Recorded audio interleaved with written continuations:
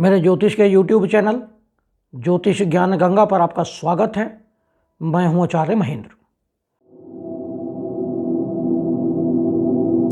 आज हम बात करेंगे आपकी आयु पर। आयु आपकी कितनी होगी, इसमें 3 कैटेगरीज हैं आयु की: अल्पायु, मध्यम आयु और पूर्ण आयु। आयु के कारक कौन कौन से ग्रह हैं, आयु के लिए हम कुंडली का कौन सा घर देखते हैं, इसकी बात करेंगे और कुछ अद्भुत सूत्र बताएंगे आपको, जिससे आप जान सकते हैं कि व्यक्ति की आयु क्या हो सकती है। क्या वह पूर्ण आयु प्राप्त करेगा? तो यह आप बहुत आसानी से अपनी कुंडली से देख सकते हैं।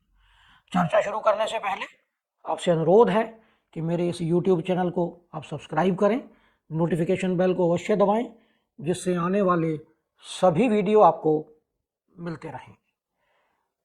यदि आप अपनी कुंडली का विश्लेषण करवाना चाहते हैं तो मेरे दिए गए नंबर पर आप व्हाट्सएप के माध्यम से डायरेक्ट मुझसे संपर्क कर सकते हैं। तो आयु प्रत्येक व्यक्ति की कुछ ना कुछ तो होती है। जब वह जन्म लेता है तो जन्म के पश्चात उसकी आयु निर्धारित हो जाती है, क्योंकि जन्म के साथ ही जो उसकी जन्म कुंडली बनती है उसी के आधार पर उसकी आयु फिक्स हो जाती है। इसमें हम मोटी मोटी बात करेंगे अल्पायु की, मध्यम आयु की और पूर्ण आयु की। इसके लिए जो आयु के लिए जो सबसे महत्वपूर्ण ग्रह है या कारक है आयु का, वो है शनि। शनि अगर आपकी कुंडली में बलवान है तो व्यक्ति को लंबी आयु देता है। आप अपनी आयु कैसे जान सकते हैं, इसके लिए हम आपको कुछ सूत्र बताने जा रहे हैं और उन सूत्र के माध्यम से आप देख सकते हैं कि आपकी आयु कितनी है। सबसे पहले हम बात कर लेते हैं लग्न की, क्योंकि लग्न ही कुंडली का फोकस है, केंद्र है, जिसके आधार पर आयु निर्धारित होती है। शुरू में अगर लग्न कमज़ोर है तो आयु क्षीण होती है, कम होती है। साथ में बात करेंगे लग्नेश की, क्योंकि लग्न और लग्नेश अगर दोनों बलवान हैं तो निश्चित रूप से आपको लंबी आयु दे सकते हैं।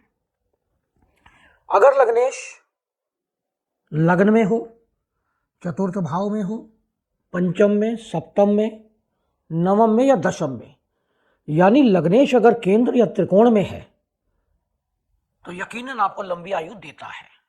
अगर लग्नेश त्रिकोण में हो, यानी पहले, 5वें और 9वें घर में हो, और उसके ऊपर शुभ ग्रहों की दृष्टि हो, यानी बृहस्पति की दृष्टि हो, शुक्र की दृष्टि हो, शुभ चंद्रमा हो या शुभ बुध हो, इन चारों में से अगर किसी ग्रह की दृष्टि है और ग्रह बलवान है तो यकीनन 100 वर्ष की आयु देता है। और आयु के लिए हम 8वां घर देखते हैं। तो 8वें घर से अगर हम भावम के सिद्धांत को लगाएं तो तीसरा घर भी आयु निर्धारित करता है, क्योंकि तीसरा घर 8वें से 8वां घर है। यदि तीसरे घर में कोई पापी ग्रह हो तो अपनी दशा में या अंतरदशा में सभी प्रकार की सफलताएं देता है, लेकिन आयु को कमजोर करता है। आयु के कारक शनिदेव यदि कुंडली में बलवान हो तो आयु में वृद्धि करते हैं, यदि नीच हो तो आयु को कम करते हैं, उच्च के हो तो आयु को 90 वर्ष की उम्र तक ले जाते हैं, लेकिन साथ में बीमारी भी देते हैं। शनि यदि अष्टम भाव में हो तो बीमारी के साथ बुढ़ापा निकलता है, लेकिन आयु बहुत लंबी होती है। अगर अष्टमेश बलवान हो, तीसरे, छठे, 8वें या 12वें घर में हो तो शुभ फल देता है, आयु को लंबी करता है। लेकिन यदि अष्टमेश का बल लग्नेश से अधिक होता है तो दुर्घटनाएं होती हैं, शरीर पे चोट लगती है, लेकिन आयु लंबी करता है। यदि 8वां घर आपका खाली है, उसमें कोई भी ग्रह नहीं है, तो अच्छी बात है। लेकिन अगर 8वें घर में राहु, केतु या सूर्य हो तो यह आयु के लिए अच्छा नहीं है, आयु में समस्याएं लेकर आता है। यदि 8वें घर पर बलवान शनि या बलवान मंगल की दृष्टि हो तो उम्र लंबी होती है। यदि शनि या मंगल 8वें घर में हो, शुभ हो, स्वराशि के हो, उच्च के हो, बलवान हो, तो आयु तो वृद्धि करते हैं, लेकिन धन में कमी आती है, निर्धन रहता है व्यक्ति। यदि कुंडली में अष्टमेश और शनि दोनों बलवान हैं तो आयु बहुत लंबी होती है। ऐसी स्थिति में जब आपका शनि और अष्टमेश दोनों बलवान हैं, क्योंकि शनि अष्टम भाव के साथ साथ 10वें घर का भी कारक है, कर्म प्रधान ग्रह है, तो ऐसे व्यक्ति जितनी मर्जी प्रतिकूल परिस्थितियां आ जाएं, उनसे लड़कर निकलना जानते हैं, बुरे से बुरे हालात से लड़कर निकलना जानते हैं। और ऐसे लोगों का जो संकल्प होता है, दृढ़ संकल्प होता है। यदि शनि की दृष्टि लग्न पर, लग्नेश पर, अष्टम भाव पर या अष्टमेश पर पड़ती है तो व्यक्ति की आयु लगभग 100 वर्ष तक होती है, 100 वर्ष तक। यदि कुंडली में 8वें घर में शुभ ग्रह हो या शुभ ग्रहों की दृष्टि हो, 11वें घर में चंद्रमा हो, तो ऐसी स्थिति में आयु बहुत लंबी होती है। अभी हम एक कुंडली की बात करते हैं। कुंडली आप डिस्प्ले में देखिएगा, तो ये कुंडली बहुत मज़ेदार कुंडली है।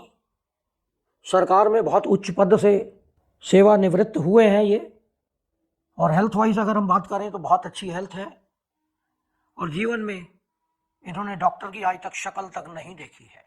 इस कुंडली में देखें तो लग्नेश उच्च का है,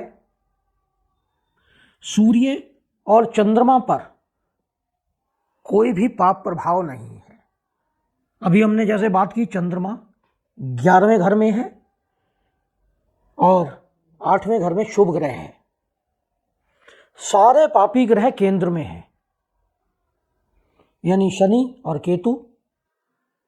चौथे घर में शनि शशि योग बनाए हुए हैं अपनी मकर राशि में। 10वें घर में मंगल और राहु हैं। मंगल नीच के हैं, लेकिन साथ में नीच भंग भी हो रहा है, क्योंकि उसको शनि की दृष्टि प्राप्त है। साथ में अगर हम बात करें तो गुरु स्वराशि के हैं, शनि स्वराशि के हैं, सूर्य उच्च के हैं, शुक्र उच्च के हैं। 12वें घर का स्वामी 8वें घर में है, 8वें घर का स्वामी 6ठे घर में है, और 6ठे घर का स्वामी 6ठे घर में है। तो 3 विपरीत राजयोग बने हुए हैं कुंडली में। 6ठे घर का स्वामी 6ठे घर में और लग्नेश के साथ। कुंडली में अष्टमेश उच्च का है, शुभ ग्रह के साथ है और शनि से दृष्ट है। साथ में लग्न पर शनि की दृष्टि है, लग्नेश पर शनि की दृष्टि है, अष्टमेश पर शनि की दृष्टि है। साथ में 2 शुभ ग्रह 6ठे घर में हैं, लग्नेश और षष्ठेश, और दोनों बलवान हैं। लग्नेश उच्च का है और बृहस्पति अपनी राशि में है। तो अगर हम इस कुंडली से देखें तो कई सारे राजयोग बने हुए हैं। 10वें घर का स्वामी 11वें घर में, 11वें घर का स्वामी उच्च का, तीसरे घर का स्वामी स्वराशि का लग्नेश के साथ, 8वें घर का स्वामी उच्च का तृतीयेश के साथ। तो बहुत बलवान राजयोग है। इन्होंने जीवन में कभी डॉक्टर से मुलाकात नहीं की है आज तक, सरकार से सेवानिवृत्त हो चुके हैं, लेकिन कुंडली बलवान है। और ये जो सारे सूत्र मैंने आपको बताए हैं, इसमें से अधिकतर सूत्र इस कुंडली पर एप्लीकेबल हैं। तो यह था विश्लेषण आयु कैलकुलेट करने का। आप अपनी आयु कैसे देख सकते हैं, यह विश्लेषण आपको कैसा लगा, इस पर कमेंट करें। यदि आपने हमारे चैनल को सब्सक्राइब नहीं किया है तो इसे सब्सक्राइब करें, नोटिफिकेशन बेल को अवश्य दबाएं, जिससे आने वाले सभी वीडियो आपको मिलते रहें। नमस्कार।